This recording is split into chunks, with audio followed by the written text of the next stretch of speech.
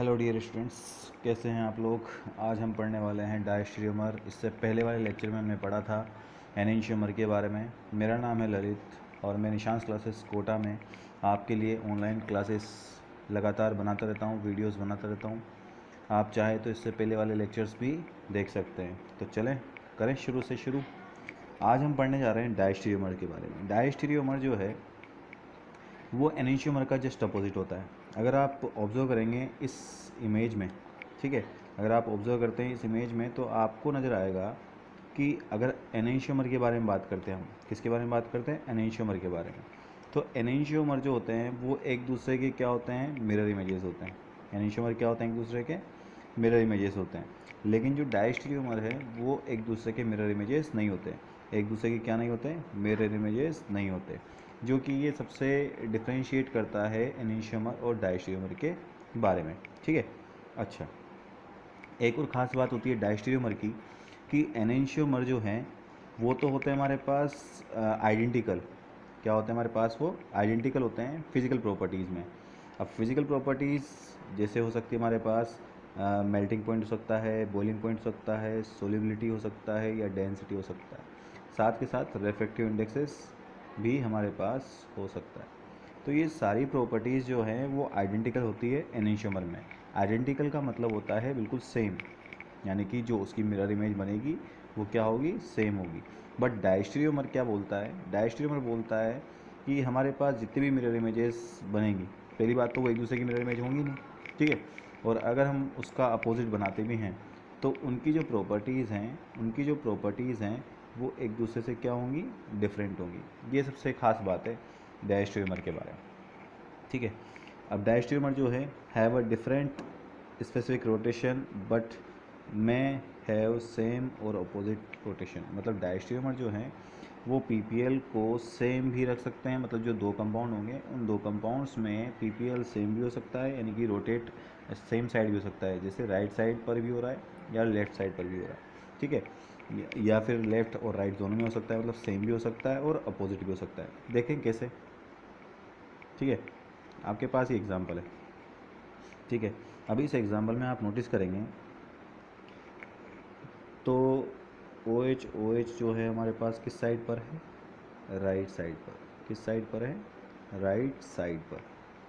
ठीक है, अगर मैं इसकी मिरर इमेज बनाता हूँ, मतलब अगर मैं इसको मिरर में देखता हूँ तो क्या होगा कि जो ये ओ एच है, ये ओ एच है वो कहाँ आने चाहिए एक्चुअली में, ये ओ एच कहाँ आना चाहिए हमारे पास, लेफ़्ट साइड में आना चाहिए, LHS साइड पर आनी चाहिए अगर मिरर इमेज होती तो।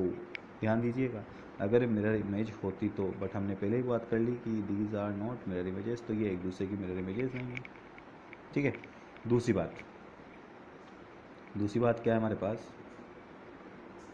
कि ये जो कंपाउंड है, इस कंपाउंड में यहाँ पर आपको नज़र आ रहा है आर आर आर, और इस जगह पर नज़र आ रहा है आपको एस आर और आर। तो एस आर को आइडेंटिफाई करने का तरीका क्या होता है, एस मतलब अपोजिट रोटेशन, पीपीएल को अपोजिट मतलब एंटी क्लॉकवाइज रोटेट करना, और आर फॉर पीपीएल मतलब प्लेन पोलराइज लाइट को राइट साइड में रोटेट करना, मतलब क्लॉकवाइज डायरेक्शन में रोटेट करना। और इस आर और एस का आइडेंटिफिकेशन हमें पता लगेगा बाय द प्रायोरिटी ऑर्डर। तो यहाँ पर प्रायोरिटी ऑर्डर मैंने आपको पहले वीडियोस में डाल दिया है, बट आप यहाँ पर अगर डायरेक्टली ऑब्जर्व करना चाहते हैं कि आर है या एस है सर, तो हम देख सकते हैं कि अगर मैं ओ एच को देखूँ तो ओ एच का नंबर कितना होगा हमारे पास, 1। ओ एच का नंबर कितना होगा, 1। तो इसकी क्या हो गई यहाँ पर, प्रायोरिटी हो गई। ठीक है, और इस पूरे ग्रुप की प्रायोरिटी रेस्पेक्टिवली कितनी हो जाएगी, 2। उसके बाद नंबर आएगा हमारे पास सी एच ओ एच का, इसकी प्रायोरिटी कितनी होगी, 3। फिर आएगा नंबर हाइड्रोजन का जिसकी प्रायोरिटी कितनी होगी, 4। तो यहाँ पर अगर मैं नोटिस करता हूँ तो रेस्पेक्टिवली रोटेशन कैसे होगा, रोटेशन होगा 1 2 एंड 3, और एच कहाँ चला जाएगा, पीछे की तरफ चला जाएगा। तो रोटेशन कैसे हुआ, 1 2 3, यानी क्लॉकवाइज डायरेक्शन में। देखिए प्रायोरिटी ऑर्डर कैसे हो गया हमारे पास, क्लॉकवाइज डायरेक्शन में। तो क्लॉकवाइज डायरेक्शन में होने की वजह से, इस कायरल सेंटर को हम क्या बोलेंगे, आर। ठीक है, क्या बोलेंगे इसको हम, आर बोलेंगे। दूसरे कायरल सेंटर पे चेक करते हैं हम, दूसरे कायरल सेंटर पे चेक करते हैं तो वहाँ पर भी क्या लिखा हुआ है, आर लिखा हुआ है। ये जो हमारे पास है ये है हमारे पास कायरल सेंटर, ठीक है। कायरल के बारे में मैं बता दिया था कि चारों जो ग्रुप हैं वो या आइटम है वो क्या होना चाहिए, डिफरेंट, तो यहाँ पर है अवेलेबल। अगेन इसका नंबर हो जाएगा 1, इस पूरे का नंबर हो जाएगा रेस्पेक्टिवली 2, इस पूरे का नंबर हो जाएगा हमारे पास 3 और इसका हो जाएगा 4, दैट इज़ 1 2 एंड 3 रोटेशन। यानी कि यहाँ पर इस कायरल सेंटर के रेस्पेक्ट में जो डायरेक्शन होगी वो कैसी होगी, क्लॉकवाइज डायरेक्शन। इस कायरल सेंटर के रेस्पेक्ट में जो डायरेक्शन होगी वो कैसे होगी, क्लॉकवाइज डायरेक्शन में। एज इट इज़ यहाँ पर भी 1 और ये 2 और ये हो जाएगा हमारे पास 3, तो इसका मतलब ये हुआ, ये हो जाएगा 3, तो इसका रोटेशन भी कैसे हुआ, क्लॉकवाइज डायरेक्शन में। इसलिए इन तीनों कायरल सेंटर पर जो पोजीशन है वो क्या हो गई हमारे पास, आर आर हो गई, ठीक है। चलो नेक्स्ट दूसरे एग्जांपल में कंसिडर करते हैं। ये दूसरा एग्जांपल है हमारे पास, उस दूसरे एग्जांपल में एस आर आर है, मतलब जो दूसरा कायरल सेंटर है, ये जो दूसरा कायरल सेंटर ये यहाँ पर इस कार्बन को बोलेंगे कायरल सेंटर, एक कायरल सेंटर यहाँ पर होगा, एक कायरल सेंटर यहाँ पर होगा। नंबरिंग अगर आप देखेंगे तो 1 और इस रेस्पेक्ट में ये पूरा पोर्शन हो जाएगा 2 और ये हो जाएगा हमारे पास 3 और ये हो जाएगा सबसे लास्ट प्रायर है तो 4। तो इसकी डायरेक्शन कैसे होगी, कुछ इस तरह से। तो ये क्या हो गया, एंटी क्लॉकवाइज, तो ये तो हो गया हमारे पास एस।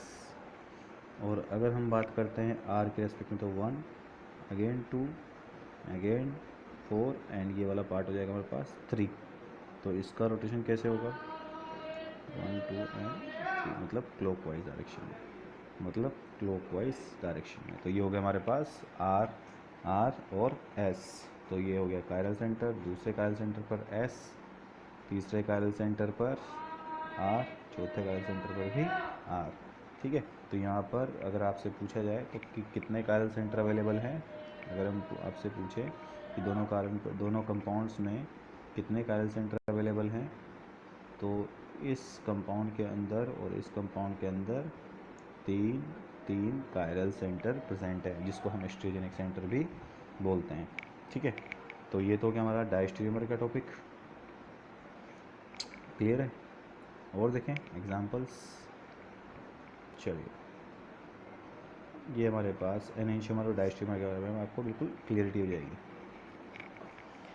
यहाँ पर ये एग्जांपल जो है, ये दोनों पेयर आपस में एनेंशियोमर है, मतलब 1 2 3 और ये 4 इमेजेस, 1 इमेज और 2 इमेज। यहाँ पर आप देखिए एच एच किस साइड है, राइट साइड, यहाँ पर एच एच किस साइड आ गए, लेफ़्ट साइड। यहाँ पर बी आर किस साइड पर थे, लेफ़्ट साइड, यहाँ पर किस साइड आ गए, राइट साइड। इसका मतलब ये एक दूसरे की क्या है, मिरर इमेजेस हैं। ये एक दूसरे की क्या है, ये हो गया आपके पास मिरर, तो एक दूसरे की मिरर इमेजेस हैं, तो मतलब ये तो हो गया हमारे पास एनेंशियोमर। क्या होगा ये हमारे पास, एनेंशियोमर, ठीक है। आइए दूसरा नोट करते हैं, थर्ड और फोर्थ में, 3 और 4 में अगर आप नोटिस करेंगे तो HCl किस साइड पर है हमारे पास, RH साइड पर, और दूसरे कंपाउंड में ये कहाँ पर है, LH साइड पर। यहाँ पर ये H और Br कहाँ पर है, लेफ़्ट साइड में, जो कि इस दूसरे कंपाउंड में कहाँ पर है, राइट साइड में। इसका मतलब ये हुआ कि ये भी एक दूसरे की क्या है हमारे पास, मिरर इमेजेस है, मतलब ये दोनों भी हमारे पास एनेंशियोमर हैं और ये दोनों भी आपस में एक दूसरे के एनेंशियोमर हैं। लेकिन अगर हम डायस्टेरियोमर के बारे में बात करना चाहते हैं तो डायस्टेरियोमर में क्या होगा कि 1 इमेज जो है हमारे पास, जो ये 1 इमेज है, फर्स्ट इमेज, वो थर्ड इमेज की मिरर इमेज नहीं है, ठीक है। मतलब ये जो कंपाउंड है, ये कंपाउंड इससे किस तरह से रिलेटेड है, मिरर इमेज नहीं है, नहीं ना मिरर इमेज। देखिए आप चेक करें, दोनों साइड पर एच है, तो यहाँ पर दोनों साइड पर क्या है, एक पर एच एक पर बी आर, तो ये मिरर इमेज हो ही नहीं सकते, तो मिरर इमेज नहीं है, मतलब ये एक दूसरे के क्या है, डायस्टेरियोमर। ठीक है, as it is number second और नंबर 4 ये भी एक दूसरे के क्या हैं, मिरर इमेज नहीं है, और जो मिरर इमेज नहीं होते वो क्या होते हैं, डायस्टेरियोमर होते हैं। क्या होते हैं, डायस्टेरियोमर। चेक कर लेते हैं, सी एल बी आर कहाँ पर है, राइट साइड पर। क्या यहाँ पर सी एल बी आर नज़र आ रहे हैं आपको, नहीं ना, इसका मतलब क्या हुआ, ये भी एक दूसरे के क्या हो गए, मिरर इमेज नहीं है, मतलब ये भी क्या होगा हमारे पास, डायस्टेरियोमर। तो ओवरऑल कंक्लूजन जो निकला वो ये निकला कि 1 2 3 और 4 यानी कि 1 और 2 एक दूसरे के एनेंशियोमर हैं, 3 और 4 एक दूसरे के एनेंशियोमर हैं, लेकिन 1 और 3 और 2 एंड 4 एक दूसरे के डायस्टेरियोमर हैं। क्या है, एक दूसरे के डायस्टेरियोमर। ओके।